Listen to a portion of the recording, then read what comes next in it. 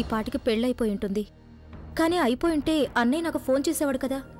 ఓ పని చేద్దాం, నేను అన్నయ్యకి ఫోన్ చేస్తాను.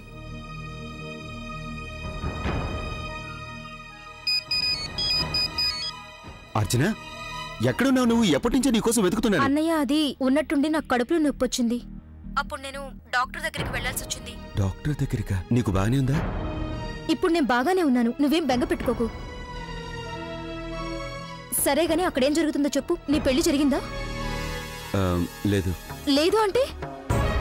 లేదు అంటే జరగలేదని. ఇక ఈ పెళ్లి అన్నిటికీ జరగదు. అదేంటి? ఎందుకని? ఇప్పుడు మళ్ళీ ఏదైనా కొత్త నాటకం ఆడుతున్నారా వాళ్ళు? అర్చన, నువ్వు ఇంటికి వచ్చేసాయి. నేను నీకు మిగతా సంగతులన్నీ తర్వాత చెప్తాను. నేను కూడా ఇంటికి వచ్చేస్తున్నాను. ఇక నేను ఇక్కడ ఉండవలసిన అవసరం లేదు.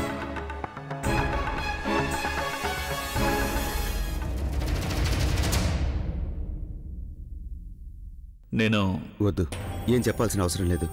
ఎందుకు వద్దంటున్నానంటే మిగతా వాళ్ళలాగా నేను కూడా మీ ప్రభావంలో పడిపోలేదు. వద్దనడానికి కారణం ఏంటంటే ఇప్పుడు నేను నిన్ను చాలా బాగా అర్థం చేసుకున్నాను. నువ్వేదో మహాత్ముడు అవడానికి చాలా కష్టపడ్డావు కదా, కానీ నేను నీ వంచనలో పడిపోయే రకం కాదు. ఇదంతా ఒక నాటకం. ఎందుకంటే నిజం అనేదానికి ఆధారాలు అసలు అవసరమే లేదు. నిజం తెలియటంలో ఆలస్యం జరగచ్చు. అసలు నువ్వు ఇదంతా ప్రజ్ఞ మనసుతో మళ్ళీ ఆడుకోవడానికి చేశావు. ఇకపై నువ్వు తనని ఎంత సంతోషపెట్టినా తను పడిన బాధలకి పరిహారం నువ్వు ఎన్నటికీ చెల్లించలేవు. నాకొకటి మాత్రం బాగా తెలుసు, నువ్వు ఇదంతా చేసినప్పుడు నీకు నువ్వేదో చాలా స్మార్ట్ అని అనుకుని ఉంటావు. కానీ నా దృష్టిలో మాత్రం నువ్వు చాలా తెలివి తక్కువ వాడివి, రాతిగుండేవాడివి, అలాగే చాలా పిచ్చివాడివి. సైన్స్లో నీలాంటి వాళ్ళకి సైకో అని పేరు పెట్టారు. నువ్వు నన్ను మాస్టర్ గారు అని పిలుస్తావు కదా. అయితే నీ మాస్టర్ గారు చెప్పే 2 మాటలు గుర్తుంచుకో. ఈ లోకంలో ఎంత పెద్ద నాటకమైనా అది కావటానికి ఎంత గొప్పదైనా, మంచిదైనా, అద్భుతమైనా దానికి నమ్మకం అనే గౌరవం లభించదు. నేను చెప్పిన ఇంత చిన్న మాట కూడా నీ బుర్రకి ఎక్కలేదు అంటే నువ్వు ఒకటి అర్థం చేసుకో, నువ్వు ఒక పేషెంట్వని, నీకు ట్రీట్మెంట్ కూడా అవసరమని.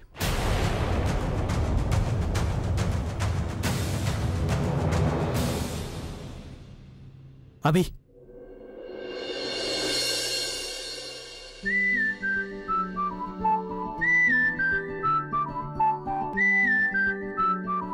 Thank you so much. ఇదంతా నువ్వు స్వయంగా చేసినందుకు. నీ గొప్పతనం నాకు ఇప్పుడే తెలిసింది.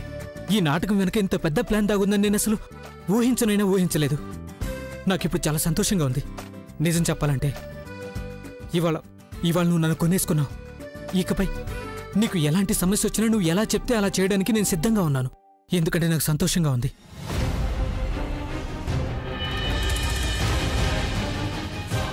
అందుకు బదులుగా నువ్వు నాకు నా ప్రవీణ్ని తీసుకొచ్చి ఇవ్వాలి. ప్రామిస్ చేయనయ్య, నువ్వు నా ప్రవీణ్ని నాకు తెచ్చిస్తానని మాట తీసుకొస్తావు కదా నా ప్రవీణ్ని నా కోసం. అభి, అసలు నువ్వు వింటున్నావా?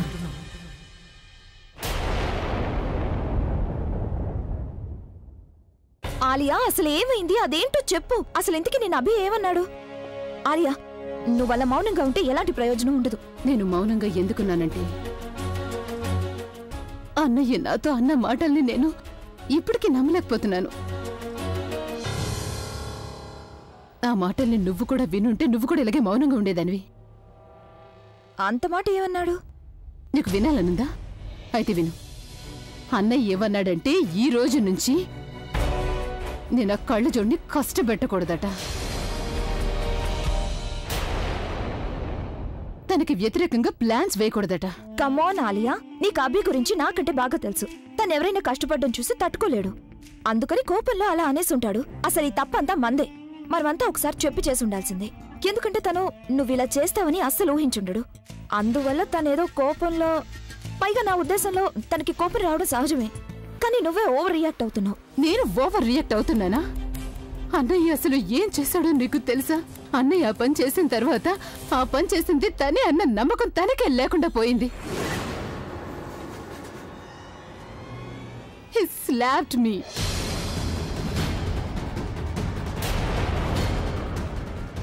తను నన్ను చెంప మీద కొట్టాడు. ఇవాల్టి వరకు అన్నయ్య నా మీద ఎప్పుడూ చేయి చేసుకోలేదు. కానీ ఇవాళ ఆ కళ్ళు జోడు కారణంగా తను నా మీద చేయి చేసుకున్నాడు. అందుకు నువ్వు నేనేదో ఓవర్ రియాక్ట్ అవుతున్నానంటున్నావా? ఇప్పుడే వెళ్ళి ఆ కళ్ళు జోడుని చంప పగలగొట్టాలనిపిస్తుంది. దాని కథ ముగించేయాలనిపిస్తుంది. ఐ నో ఆలియా, ప్రస్తుతం నీకు చాలా కోపంగా ఉందని. కానీ ఇది కోపగించుకోవాల్సిన టైం కాదు. నువ్వు ఇలా కోపగించుకున్నావంటే అభికి మరింత ఎక్కువ కోపం వస్తుంది. అంతేకాకుండా ప్రస్తుతం పరిస్థితి కూడా మన చేతులు దాటిపోయింది. నువ్విప్పుడు ఏం చేసినా దానివల్ల నీ సమస్యలు మరింత ఎక్కువ అవుతాయి. ఓ అలాగా? అంటే నువ్వు కూడా అన్నయ్య అన్నట్టే నేను మారిపోవాలంటున్నావు అంతే కదా? కాదాలియా, అసలు నా ఉద్దేశం అది కాదు. నీ ఉద్దేశం ఏదైనా కావచ్చు తను, కానీ నేను మాత్రం వేరొకరి కోసం కొంచెం కూడా మారను. నేను గతంలో ఎలా ఉన్నానో ఇప్పుడు అలాగే ఉంటాను, ఇక ముందు కూడా అలాగే ఉంటాను. తప్పంతా నాదే. నువ్వు కూడా నాతో కలిసావని అనుకోవడం నా తప్పు. నువ్వేమో నాకు లెక్చర్లు ఇస్తున్నావు కదా ఇప్పుడు. నేను నిన్ను అన్నయ్యని ఒకటి చేయాలనే ఉద్దేశంతో ఆ కళ్ళు జోడు జీవితాన్ని నరకం చేయాలని తంటారు పడుతున్నాను. కానీ ఇక ముందు చేయను. లెక్చర్లు ఇవ్వడం అంటే నీకు చాలా ఇష్టం కదా, అలాగే ఇస్తూ ఉండు. నేను ఇకపై ఏం చేసినా నీకోసం కాదు, కేవలం నా ప్రవీణ్ కోసమే చేస్తాను. ఇకపై నేనేం చేసినా నా ప్రవీణ్ని పొందడానికి చేయాల్సిందే కనుక అందుకని నువ్వు ఏమైపోయినా నేను అస్సలు పట్టించుకున్నా, నాకు నష్టం లేదు. అర్థమైందా నీకు? Please Alia, you again took me wrong.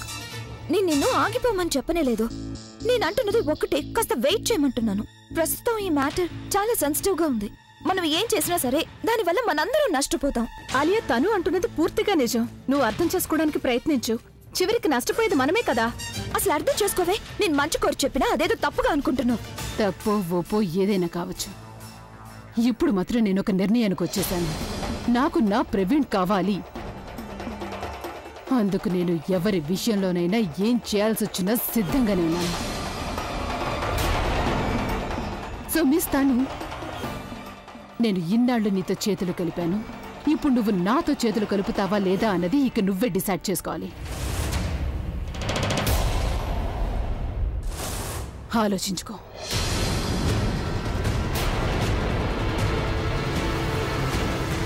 నన్ను ఎక్కడికి తీసుకెళ్తున్నావు? ముందు నువ్వు రా అక్క, చెప్తాను. ఎక్కడికో చెప్పు బుల్బుల్. ముందు రా అక్క, తర్వాత నీకే తెలుస్తుంది. మా కోడలికి సిగ్గు మొగ్గలు తొడుగుతోంది. అలా సిగ్గుపడుతుంటే మరింత అందంగా అనిపిస్తుంది. నువ్విలా చిరునవ్వులు చిందించినప్పుడు నాకెంతో సంతోషంగా ఉంటుంది. ఇలాగే ఎప్పుడు నవ్వుతూ ఉండు. నువ్వలా నవ్వుతున్నంత కాలం నా ఆయుష్ చాలా పెరిగిపోతుంది. నా బిడ్డకి ఎవరి దిష్టి తగలకూడదు. కొంచెం ఉండమ్మా. నువ్వు అప్పుడే దిష్టి తీయకు. ఇంకొక సంతోషకరమైంది కూడా ఉంది. ఇంకా సంతోషకరమైంది ఏముంది? చెప్తానుండు. ఇది చూసావా? ఈ మంగళసూత్రాన్ని బావ తన చేతులతో అక్కకి వేసేంత వరకు ఈ సంతోషానికి నిండుతనం ఎలా వస్తుంది?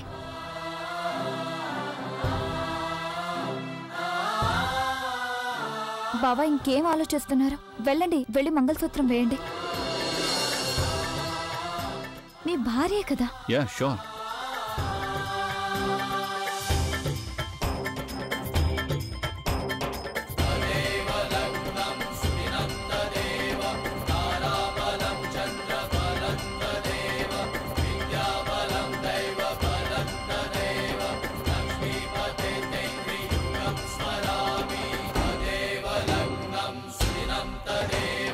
తారాబలం చంద్రబలం తదేవ విద్యాబలం దైవ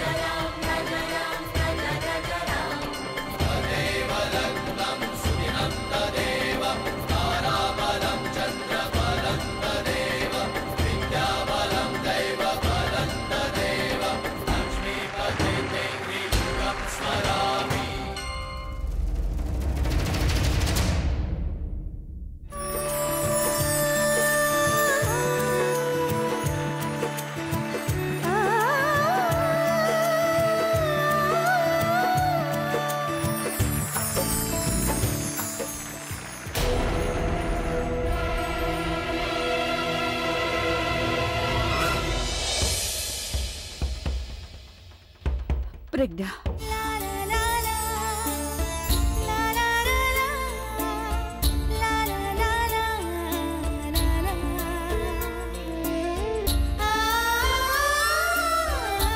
ఇక్కడేం జరుగుతుంది డాడీ?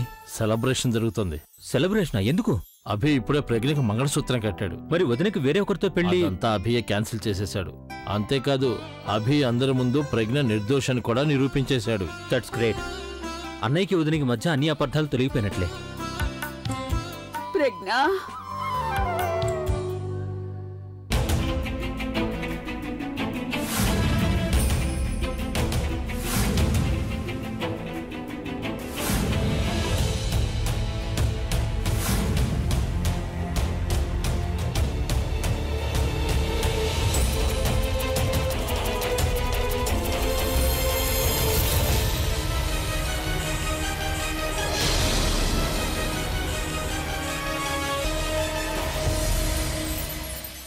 ప్రజ్ఞ, ప్రజ్ఞ, ప్రజ్ఞ, ప్రజ్ఞ, ప్రజ్ఞ.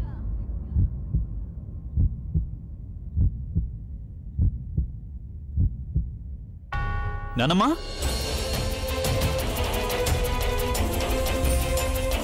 నానమ్మ నువ్వు ఇక్కడేం చేస్తున్నావు? ఏంటిది? నానమ్మ, నానమ్మ లోపలికి పద, లోపలికి పద, జాగ్రత్త.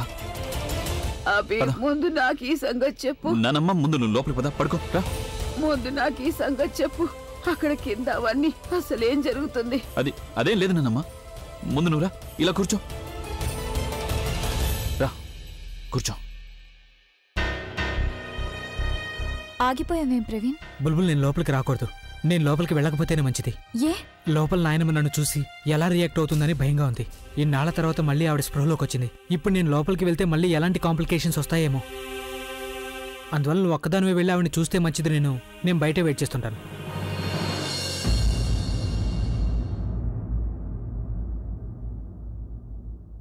ప్రజ్ఞది. నేను ఇక్కడే ఉన్నానమ్మా, ఇక్కడే ఉన్నాను కదా, మీరెందుకు కంగారు పడుతున్నారు?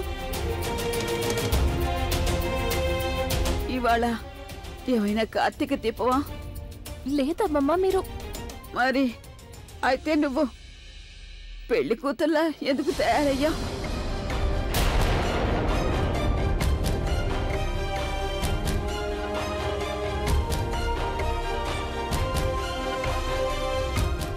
నాకెవరు అసలేం జరుగుతుందో చెప్పరే.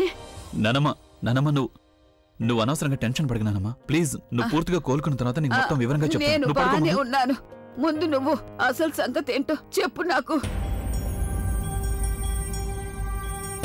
అక్క, నువ్వెందుకు టెన్షన్ పడుతున్నావు? అంతా సంతోషించాల్సిన సంగతే. ప్రజ్ఞ మీదొచ్చిన ఆరోపణ అబద్ధమని రుజువైపోయింది. ఆరోపణ? అవునక్క, ఆ వీడియో చూసాగా నీకు స్పృహ తప్పిపోయింది. అది అబద్ధమని తేలిపోయింది. ఇంకొకటి చెప్పనా? అది అబద్ధమని ఎవరు రుజువు చేశారో తెలుసా? మన అభియే రుజువు చేశాడు.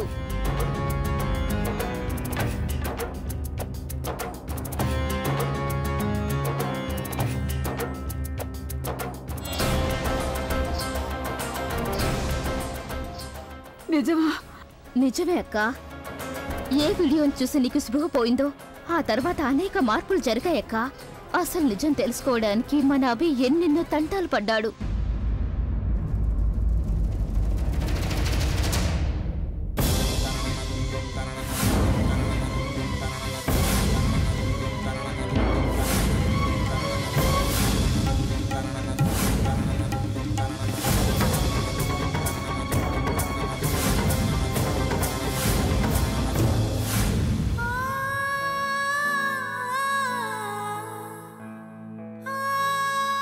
చివరికి నిజమేంటో బయటపడింది.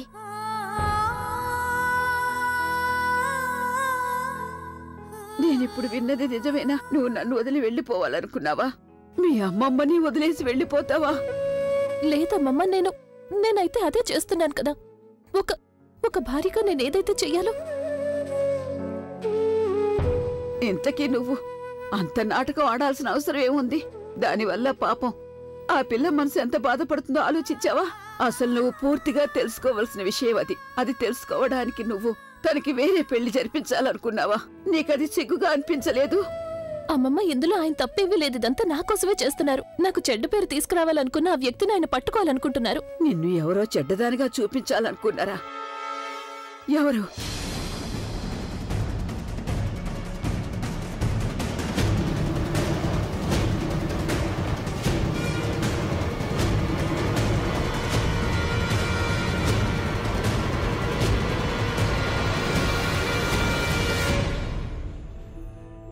ఎవరు తన్ని చెడ్డగా చూపించాలనుకున్నది? ఎవరంటే అరే అక్క? ఇలాంటి ప్రశ్నలు నానమ్మ ఎన్ని ప్రశ్నలు వేస్తావు? ఏదో సినిమాలో క్లైమాక్స్ సీన్ లో అడిగినట్టు ఈ హత్య ఎవరు చేశారు అని, దీని వెనక ఎవరున్నారు అని. అరే ఎవరైనా దొరికిపోతారు నానమ్మ, నువ్వేం టెన్షన్ పడుకో. చూడు అందరూ ఎంత ఆనందంగా ఉన్నారు. కమాన్ నానమ్మ, నువ్వు కూడా సంతోషించు. కమాన్ స్మైల్. నానమ్మ ఎందుకు ఇలా చేస్తున్నావు నానమ్మ? ఇగో చూడనమ్మా, నీ పక్కనే ఇంటి కోడలు కూర్చునుంది, నీ ఎదురుగానేమో నీ మనవడు, అలాగే నీ 2 చెల్లెలున్నారు. ఇంతకంటే నీకు ఇంకేం కావాలన్నానమ్మా? అభి అన్నది చాలా సరిగ్గా ఉంది. ఏ కారణంగా అయితే మీరిలా అనారోగ్యం పాలయ్యారో ఇప్పుడు మీరు దాని గురించి అస్సలు ఆలోచించొద్దు. ఇప్పుడు అన్నీ సర్దుకుపోయాయిగా. నిజంగా మీ మనవడు అభి తన భార్య మీద వచ్చే నిందని పూర్తిగా తొలగించేశాడు. ఇప్పుడు తన మీద ఏ ఆరోపణ లేదు. అసలే తను రాక్ స్టార్. ఇవన్నీ చేయడం వల్ల మనందరి దృష్టిలో తన గౌరవం మరింత పెరిగింది. మీరు తనకి పెళ్లి నిలబెట్టుకోవడం ఒకటే నేర్పించుంటారు. బంధం ఎలా నిలుపుకోవాలో తానే నేర్చుకున్నాడు. ఇప్పుడిక తన బాధ్యతని 2 సార్లు నిర్వర్తించవలసి ఉంది. అంటే తన బాధ్యత 2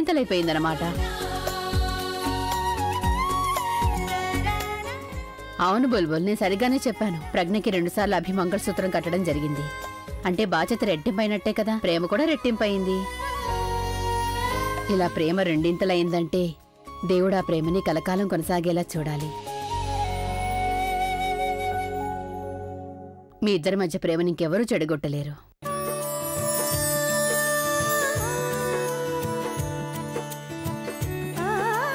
అది చాలా మంచి ముహూర్తం కదా, మీరు తనకి మంగళసూత్రం కట్టిన ముహూర్తం.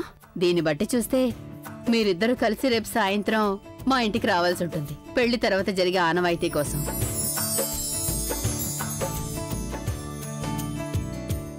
అరే మాకు కూడా కొంచెం ఆతిథ్యం ఇచ్చే అవకాశం ఇవ్వండి, మా అల్లుడి గారికి ఇంకా మా అమ్మాయికి. అరే అదేంటండి అలా అంటారు? లేదు లేదు, ఎవరేం చెప్పినా నేను విన్ను. వీళ్ళిద్దరూ వచ్చి తీరాల్సిందే.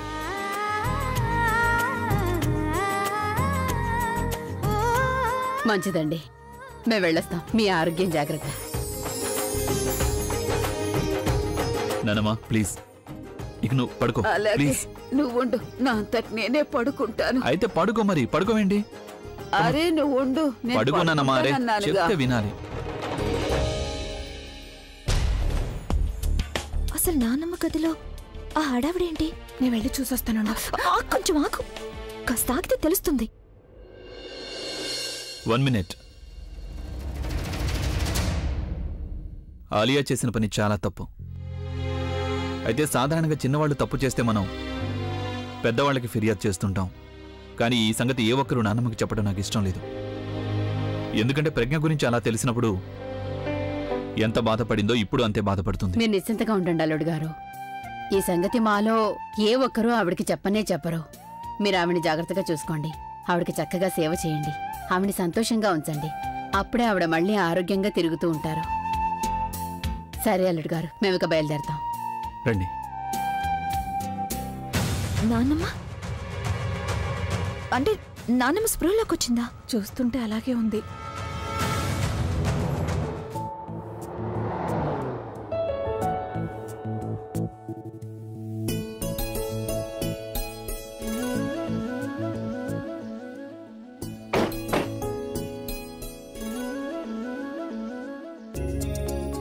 చూడు ప్రవీణ్, ఎంతో కష్టకాలంలో నువ్వు మా కుటుంబానికి తోడుగా నిలబడ్డందుకు నిజంగా నువ్వు చేసిన ఉపకారాన్ని ఎప్పటికీ మర్చిపోను. సంతోషంగా ఉండు. కష్టకాలంలో తోడు నిలిచినవాడే మనవాడవుతాడు. అంతే కదక్కా? చిరంజీవిగా వర్ధిల్లు నాయనా.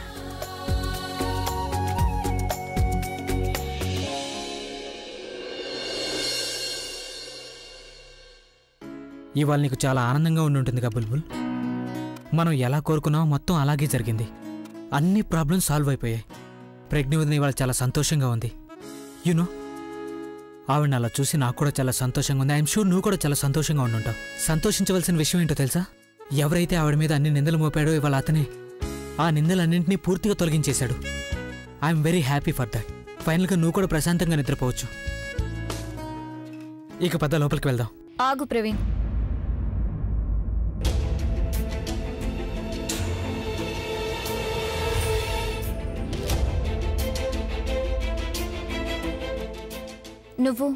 నువ్విక్కడి నుంచి మరింత ముందుకు వెళ్ళొద్దు.